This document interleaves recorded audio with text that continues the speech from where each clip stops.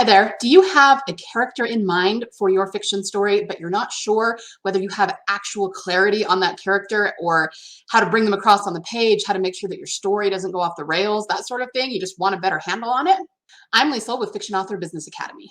And today I'm going to talk about the two things you absolutely must know about your character in order to write them inside the world of your story.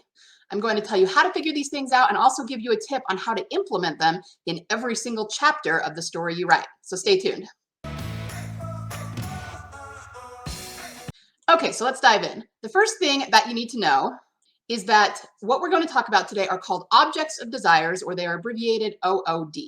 Basically, your objects of desire are what they sound like. They're just your character's motivations, what they are actually trying to accomplish in the story. And this is super important because if you don't have this really tightly nailed down and you're not making sure that every single thing that happens in your story is geared toward these motivations, your story is going to go off the rails. You're going to lose the reader. It's not going to be cohesive.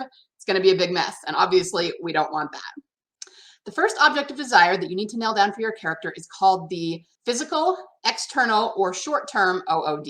I know those are a lot of terms, but they're kind of used interchangeably, so I'm just kind of writing them all down. But what does this mean? This means what the character is actually physically trying to accomplish in the story, okay? What is their goal? What are they doing day in, day out, chapter in, chapter out in the story? Let's look at some examples. Maybe they're trying to get the treasure. And of course, that can be literal. It can also be metaphorical. It's whatever they're striving to do on their quest, whatever they're trying to accomplish, trying to get a hold of, that sort of thing. Maybe if it's a romance, they're trying to win somebody's heart, trying to get the girl, trying to win guy's heart, something like that. For more specific examples, let's look at Frodo. He was trying to take the ring to Mordor. That is what he is actually physically trying to accomplish in the story. For Luke Skywalker, he's trying to blow up the Death Star. That's what we're actually trying to accomplish at the end of the story, right? And you do want to get as specific as possible with this. Notice that I talked about the end of the story. When we come back to the tip at the end about how to implement these, I'll talk about that some more because that actually is really significant. If you're already getting some value out of this video, make sure and smash that subscribe button and hit the bell so you don't miss any of my future videos about how to write great fiction and turn it into a business. Let's move on to the second OOD. Yes, you do need two of them. The second one is the metaphysical, internal, or long-term OOD. And what this means is what the character wants overall for their life, okay? So that's why it's metaphysical. It's very internal. And what this OOD is, the nature of it will actually tell you the nature of the character. What I mean is, for good characters, their internal OOD could almost always be summed up as world peace.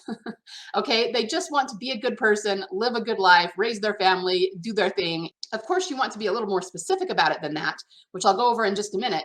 But again, if their OOD, their internal one, is good, then they are probably a good character. By contrast, a villainous character is going to want something negative.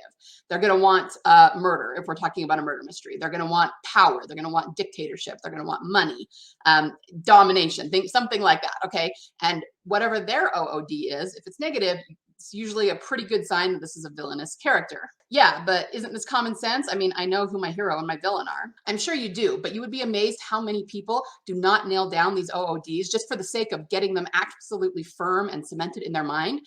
And because of it, their characters feel like they're loopy and all over the place. You absolutely must know what your character's OODs are and gear your story toward the accomplishment of those OODs.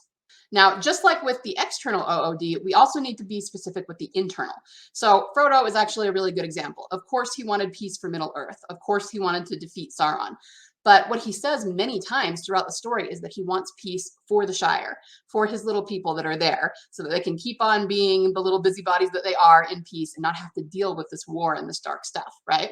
So that is his more specific internal OOD. So make sure that you tie it directly to your world and your character and your story, but the more general hero versus villain is kind of a good place to start. Before I get to the implementation tips, I just want to say, if you want more help with this, including how to write great fiction, transformational stories, implementation of all of my tips, and how to monetize your fiction and so that you're eventually living off your royalties, check out the link in the description below. Actually, there are two links. The first one goes straight to the Fiction Author Business Academy, so you can check it out. But there's also a second one where you can get a super secret promo code so that you can get the first month in the Academy for only $27. Only $27 to check out the Academy for a whole month, which I joke is less than a gallon of gas these days. Remember, the only way to change the world through telling great stories and make a living off of it is to learn to write and market transformational stories. Okay? Now, on to that implementation tip. First, when it comes to figuring out what your OODs are for your character, this is what you need to ask yourself. Number one, what is your character actually trying to accomplish in the story? And remember earlier that I talked about how blowing up the Death Star was what Luke was trying to accomplish at the end. If you have a hard time coming up with this, think about what your climactic moment is going to be. What do you want your character doing? What are they trying to overcome?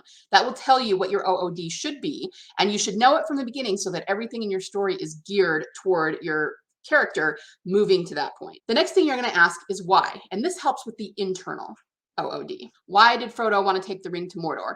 Because he wanted peace for the Shire. And we could put a couple of extra steps in there. He wanted to take the ring because that's the only way to defeat Sauron. He wanted to defeat Sauron because Sauron was a dictator and was going to make war on everybody. He wanted to defeat Sauron because he wanted peace for the Shire. But you can see that even if you do it in multi-steps, you can still figure out what the internal OOD is, and the why is kind of what gives you that internal reason, that internal motivation for it. So how do you implement this in every scene that you write?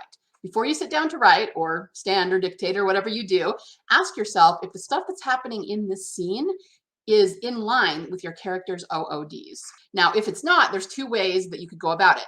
Either you can fix the scene so that it is in line with the OODs and your story isn't going off the rails, or if there's something that you really want to have happen in the story, but you haven't included it in the OODs, maybe you need to go back and tweak your OODs so that they reflect what's going to happen in the story. Now, I don't have a problem with that. You just need to make sure that you always, at a high level, know what the motivations are so that, again, you've got the character always headed toward that and not going off on a side tangent. That's what makes your story really strong and tight and cohesive. The other thing is that you can have more than one OOD. For example, maybe your main OOD is some sort of adventure, treasure, quest, like Frodo, trying to take the ring to Mordor. But there's also a subplot of a romance, okay? So you can have two OODs. The first one would be getting that treasure or accomplishing that quest. The second one might be winning the heart of the girl, or if it's a female character, winning the guy's heart, right? You have more than one, all you got to do is prioritize them. Think about what is most important to the character in the moment and make sure that that is what the scene is geared toward. So actually, I'm going to switch to Harry Potter for a really good example of that. Harry's goal was always to defeat Voldemort, right?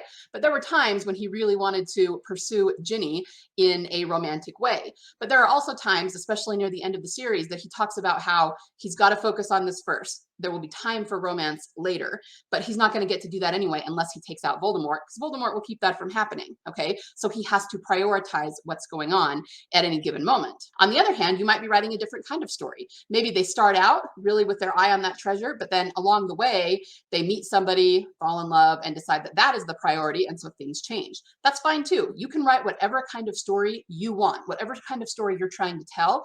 Just make sure that you know what the OODs for the character are at any given point. All right, guys, get out there and write those beautiful, creative, unique stories that only you can write. And remember, there is always a market for awesome.